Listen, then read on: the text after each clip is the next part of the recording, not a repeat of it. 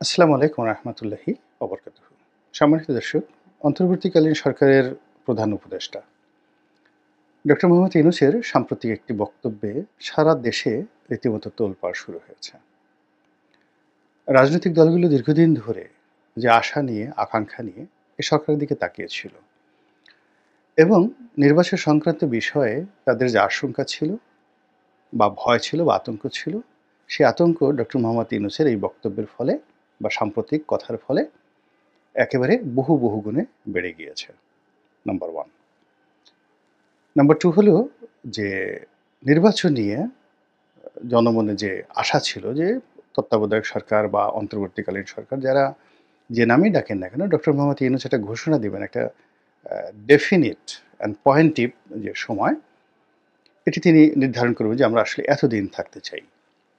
তো রাজনৈতিক দলগুলো মূলত যৌক্তিকভাবেই তারা ১ বছর সময় বা ১.৫ বছর সময় দেওয়ার জন্য মানসিকভাবে তারা প্রস্তুত ছিল। এবং সেনাপ্রধান তার বক্তব্যে যে ১৮ মাস সময়ের কথা বলেছিলেন যে এর মধ্যে নির্বাচন হওয়া উচিত। তো ওর মধ্যে মূলত রাজনৈতিক দলগুলো একটা আশার বাণী তারা দেখেছিল। যদিও বিএনপির মতো রাজনৈতিক দলের জন্য ১৮ মাস একটা মহাপরীক্ষা। এর কারণ হলো বিএনপি বিশাল দল, প্রায় ক্ষমতা থেকে সে ২০০৬ থেকে আজ অবধি ক্ষমতার বাইরে। এ দলের এই দীর্ঘ ২০ বছরে অনেক নতুন কর্মী এসেছে, তারপরে নতুন প্রজন্ম এসেছে, অনেক মানুষ মারা গিয়েছেন।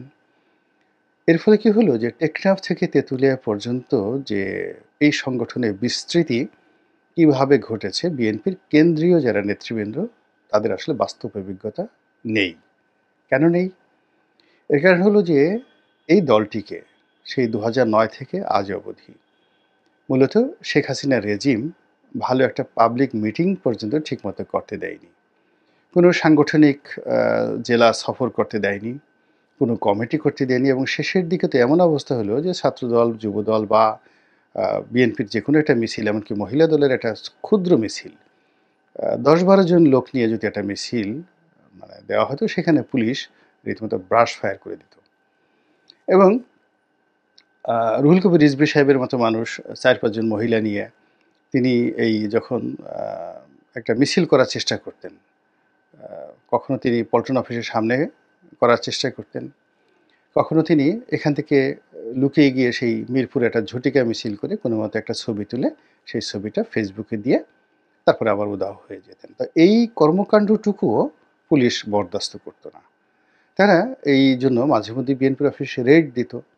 এই রেড দেওয়ার ফলে কি হলো যে বিএনপির কাগজে আছে, কলমে আছে, মানুষের হৃদয়ে আছে, মনে আছে, মননে আছে, কিন্তু এটার যে একটা স্ট্রাকচার, এটা যে নাট বল্টু, এগুলো সব ঢিল হয়ে গেছে। এটার যে ভিত্তিগুলো, এটা সব নড়বড়ে হয়ে গেছে। এবং এই অবস্থাতে যখন শেখ হাসিনার পতন হলো, যেহেতু এই দলটি সবচেয়ে জনপ্রিয়, এই দলের কর্মীর সংখ্যা বেশি, তারা কিন্তু পথে ঘাটে মাঠে ছড়িয়ে পড়েছে।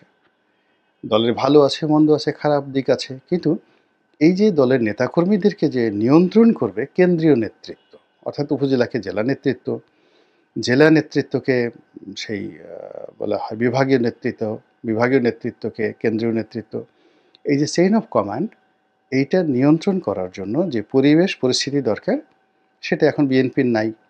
যে যেখান থেকে পারছে সভা করছে, সেমিনার করছে, মিছিল করছে, মিটিং করছে, চাঁদাবাজি করছে, গুন্ডামি করছে, মানে যার যেটা প্রয়োজন এবং যার যেটা অভ্যাস সে অনুযায়ী করে যাচ্ছে। তো এই বিষয়গুলো বিএনপি তখনই নিয়ন্ত্রণ করতে পারবে যখন রাষ্ট্র ক্ষমতা তার অধীন থাকবে, অথবা সমাজে সত্যিকার অর্থে ন্যায় বিচার থাকবে। যেমন ধরুন, এখন যদি পুলিশ অ্যাক্টিভ থাকতো, তাহলে বিএনপির নেতাকর্মীরা যে দখল কাজ করছে, চাঁদাবাজি করছে, নিজেরাই যারা মারামারি করছে বা অবৈধ মামলা দিচ্ছে, মানে যে সকল অভিযোগ বিএনপিকে এখন একেবারে সর্বনাশ করে ছেড়েছে, এর একটাও কিন্তু ঘটতো না যদি প্রশাসন থাকতো। আর যদি ক্ষমতায় বিএনপি থাকতো, তাহলে তো এগুলো প্রশ্নই আসে না। তো এজন্য বিএনপির অস্তিত্বের মানে রক্ষার কারণে বা অস্তিত্ব রক্ষার স্বার্থে বিএনপি দ্রুত নির্বাচন চাচ্ছে, বিএনপি দ্রুত আইনশৃঙ্খলা রক্ষাকারী বাহিনীর প্রত্যাবর্তন, পুলিশের প্রত্যাবর্তন চাচ্ছে, বিএনপি দ্রুত পরিস্থিতির উন্নতি চাচ্ছে, এরকম অনেক কিছু। কিন্তু সেখানে 18 মাস তো দূরের কথা, বিএনপির জন্য আসলে 3 মাস, এখন থেকে যদি 3 মাস পরে নির্বাচন হয় এবং এখন যে অবস্থা চলছে, 3 মাস পরে যদি এই সরকার যে কোনো কারণে হোক, আমেরিকার চাপে হোক, তারপর ভারতের চাপে হোক, কিংবা নিজেদের কোনো যাকে বলা হয় গোপন চুক্তি হোক বা সমঝোতা হোক, কিংবা আওয়ামী লীগ সরকারের যে সকল সাবেক আমলা কামলার এখন সেনাবাহিনী থেকে শুরু করে সব জায়গাতে ছড়িয়ে ছিটিয়ে আছেন, তাদের কারণে হোক, মানে যে কোনো কারণে হোক, এরা যদি এই মুহূর্তে একটা নির্বাচন দেয় খুব দ্রুত 6 মাস পরে, 1 বছর পরে কিংবা 2 বছর পরে, এবং সেখানে আওয়ামী লীগকে যদি অংশগ্রহণের সুযোগ দেওয়া হয়, কোনো শেক লাগবে না, কিছু লাগবে না, খালি নৌকায় থাকবে, আর ধরে ধরে সেই নৌকাতে খালি অন্য দলের লোক ঢুকিয়ে দেবে বা সাধারণ মানুষ ঢুকিয়ে দেবে। এমনকি ডক্টর ইউনূসের গ্রামীণ ব্যাংকের ম্যানেজারদেরকে যদি নৌকায় মনোনয়ন দেওয়া হয়, অবিশ্বাস্য ফলাফল আসবে এবং বিএনপির চরম ভরাডুবি হবে, জামাতের চরম ভরাডুবি হবে, এবং এই জিনিসগুলো রাজনৈতিক দলগুলো বুঝতে পেরেছে এবং বুঝতে পারার কারণেই তারা খুব দ্রুত একটা নির্বাচন চাচ্ছিল এবং পরিস্থিতির উন্নয়ন চাচ্ছিল। কিন্তু ডক্টর মোহাম্মদ ইউনূস বিভিন্ন সময় তার কথাবার্তাতে যেটা হচ্ছে সেটা হলো ধরি মাছ নাসুই পানি, ডান দিকে যাব না বাম দিকে যাব, কি বলবো কিছুই বোঝা যাচ্ছিল না। অনেকটা চোখ টেরা প্রকৃতির। আপনি চোখ টেরা মানুষ যখন আপনার গোলকিপার হয়, তারপরে কিংবা চোখ টেরা মানুষ যখন ফুটবল খেলতে যায়, ধরুন মেসি যদি চোখ টেরা হয়, সেক্ষেত্রে তার চোখের আই কন্ট্যাক্টের মানে চোখের সঙ্গে চোখ মিলিয়ে গোলকিপার যদি বল ধরার চেষ্টা করে, তার তো সর্বনাশ হয়ে যাবে। তো এই জন্য পরে আমরা এই যে চোখ টেরা বা বাঁকা চোখ, কানা চোখ, এই জিনিসগুলো খুব যাকে বলা হয় ভয়াবহ মনে করি। এখন এই যে সরকারের যারা উপদেষ্টা, প্রধান উপদেষ্টা যারা আছেন, সকলেই এরকম বাঁকা চোখে, বাঁকা মুখে, বাঁকা বাঁশির সুরে যে ইঙ্গিতপূর্ণ কথাবার্তা বলছেন, তা রাজনৈতিক দলগুলো বুঝতে পারছেন না। তারা কনফিউজড এবং তারা ক্রমশ ধৈর্য হারিয়ে ফেলেছেন। তো এর ফলে কি হচ্ছে, সামাজিক যে অস্থিরতা, সেই অস্থিরতা প্রবলভাবে বেড়ে যাচ্ছে।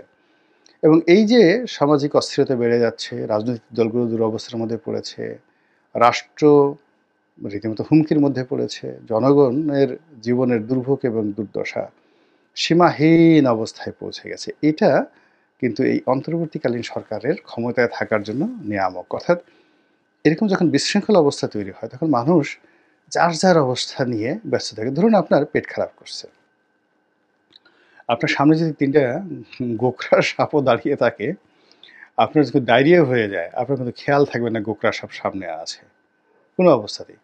বা ধরুন আপনার সামনে আজরাইল দাঁড়িয়ে আছে, হঠাৎ করে পেট ব্যথা শুরু হয়েছে, আপনি সেই আজরাইলের যে 32 পাটি দাঁত, কিংবা সে যে বিশাল অগ্নিমূর্তি ধারণ করে আপনার সামনে দাঁড়িয়ে আছে, ওদিকে আপনার খেয়াল করার সুযোগ হবে না।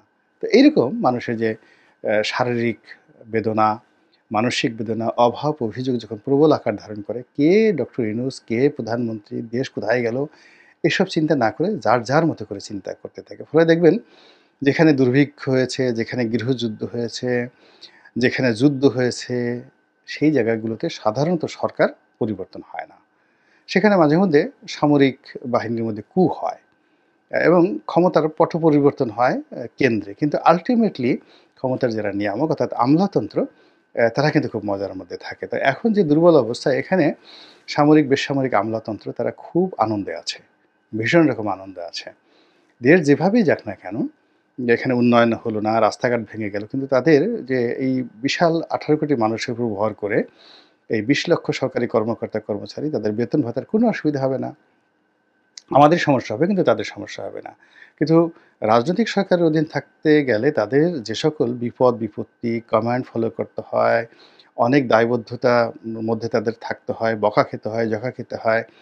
একজন ডিসি, একজন বিভাগীয় কমিশনার, কিংবা ধরুন একজন সচিব, একজন ওরকম ব্যক্তিত্ববান মাননীয় সংসদ সদস্য, তার সামনে কিন্তু তিনি দাঁড়াতেও পারেন না।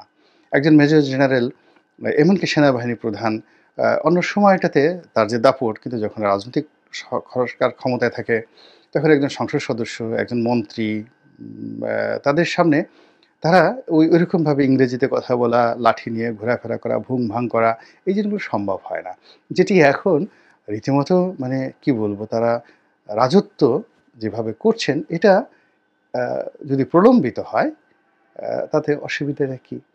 তো সেই কারণে কি হচ্ছে এই ক্ষমতায় যারা সামনে আছে দে আর জাস্ট আ ১১ মানে ২৩-২৪ জন লোক। কিন্তু এর পেছনে তো ২০ লাখ লোকের একটা সংগঠন আছে। সরকারি আমলারা। দেশের বাইরের বিভিন্ন পক্ষ আছে। তো তারা চাচ্ছে যে এভাবেই আসলে চলতে থাকুক। এটি নিয়ম। সারা দুনিয়াতে এভাবেই চলে এবং এর মধ্যে থেকে বের হয়ে আসার জন্য আ যদি আপনার যোগ্যতা থাকে নেতৃত্বের, প্রজ্ঞা থাকে, রাজনৈতিক প্রজ্ঞা থাকে তাহলে এর মধ্য থেকে মানুষ তার যে কাঙ্ক্ষিত বিজয় এটা সে কিন্তু ছিনিয়ে নিয়ে আসে। তো যেটা বলছিলাম এই নির্বাচন নিয়ে, তারপরে নির্বাচন সময় নিয়ে, তত্ত্বাবধায়ক সরকারের মেয়াদকাল নিয়ে রাজনৈতিক দলগুলোর যে কথাবার্তা চলছিল সেই জায়গাটাতে অতি সম্প্রতি ডক্টর মোহাম্মদ ইউনূস তার একটি সাক্ষাৎকার, এটা আবার আল জাজিরার সঙ্গে। তো সেই সাক্ষাৎকারে তিনি বলে দিয়েছেন যে ডাইরেক্টলি, একেবারে ডাইরেক্টলি এর চেয়ে আর স্পষ্ট থাকে না যে মোটামুটি ৪ বছর তারা থাকার প্ল্যান করছেন। এর আগেও হতে পারে যদি রাজনৈতিক দলগুলো বলে। তো এখানে মূল ব্যাপার হলো যে তোমরা যদি আন্দোলন করতে পারো, কোমরে যদি জোর থাকে, বিদ্রোহ করতে পারো, বিপ্লব করতে পারো, প্রতিবিপ্লব করতে পারো তাহলে আমাদের আপত্তি নেই, আমরা চলে যাব। মানে এর মানে আগেও হতে পারে। কিন্তু যে সমস্যাটা হবে সেটা হলো এই যে ৪ বছর মেয়াদ এটা যে ৮ বছর হবে না বা ৯ বছর হবে না এই কথাটা কিন্তু তিনি বলছেন না। আর এখানে যে ভয়টা থেকে যাচ্ছে সেটা হলো যে আপনি অতীতে বিভিন্ন সময় দেখবেন যে এখানে ধরুন এখন ডক্টর মোহাম্মদ ইউনূসের নেতৃত্বে যে সেটটা আছে, সেই সেটটা চেঞ্জ হয়ে গেল ১ বছর পরে বা ৪ বছর পরে। আবার নতুন আরেকটা সেট এলো এবং এই যে এলোমেলো অবস্থার মধ্যে তারা বলল, "ঠিক আছে আমরা ৬ মাসের মধ্যে দেব।" আবার ৬ মাস পরে বলল যে, "না ৬ মাসে তো হচ্ছে না, ২ বছর পরে দেব।" এইভাবে যদি ১০ বছর চলে, এখন মির্জা ফখরুল সাহেবের বয়স কত বছর? আমার বয়সই তো তখন ১০ বছর পরে ৭০ বছর হয়ে যাবে। রাজনীতি করা তো দূরের কথা। তখন মানে একেবারে আমি আজ থেকে ১০ বছর আগে আমার যে প্রাণশক্তি ছিল, এখন এই আ বর্তমান অবস্থাতে সেই ১০ বছর আগের যে চিন্তা চেতনা, প্রাণশক্তি এটা তো কল্পনাই করা যায় না এখন জায়গাতে। তো এইরকম একটা অবস্থা যখন চলছে, তখন ডক্টর মোহাম্মদ ইউনূসের যে এই যে বক্তব্য যে ৪ বছর সময় নিতে পারে, এটা পুরো রাজনীতির যে অঙ্গন, সে অঙ্গনকে এলোমেলো ঘোলাটে করে ফেলেছে। তো এখানে একটা জিনিস বুঝতে হবে যে, যারা রাজনীতি করেন, তারা অনেক গভীর জলের মাছ। তাদের যে নেগোশিয়েশন পাওয়ার, তাদের যে অ্যাডাপশন পাওয়ার, টিকে থাকার যে ক্ষমতা, প্রকৃতির অন্য কোনো শ্রেণী-পেশার নেই। একজন রাজনীতিবিদ, আপনি গিয়ে দেখুন এই যে এখন আ পলক, আনিসুল হক মানে এই যে আওয়ামী লীগের যে সমস্ত লোকদেরকে গ্রেপ্তার করা হয়েছে। তো ১ম তাদেরকে ডিম মারা হলো, ফ্লাইং কিক মারা হলো, অনেক কিছু করা হয়েছে। কিন্তু আজকে দেখেন আন্তর্জাতিক অপরাধ ট্রাইব্যুনালে তাদেরকে উপস্থাপনা করা হয়েছে। মানে তাদেরকে আনা হয়েছে এখানে শুনানির জন্য। তো আমি অবাক হয়ে গেলাম যে তাদের কেতাদুরস্ত পোশাক, মুখে হাসি, হাসি ভাব, ভাবলেশহীন একটা অবস্থা এবং সেজে-গুজে একেবারে প্রস্তুত হয়ে আসছেন। এবং বিশেষ করে হাসানুল হক ইনু এবং রাশেদ খান মেননের মতো প্রাজ্ঞ নেতা, তাদের যে ব্যক্তিত্ব, মানে এমনভাবে তারা ওখানে পুলিশ কর্মকর্তা বনাম সবার দিকে তাকালেন যে, পুলিশ কর্মকর্তারা ওই যে তাদের চাহনি, সেই চাহনির বাইরে গিয়ে তাদের হাতটা ধরবে, হ্যান্ডকাপ পরাবে বা তাদের সঙ্গে একটু ভাবসাব দেখাবে, এই সুযোগই তারা কিন্তু পেল না। This is a political characteristics.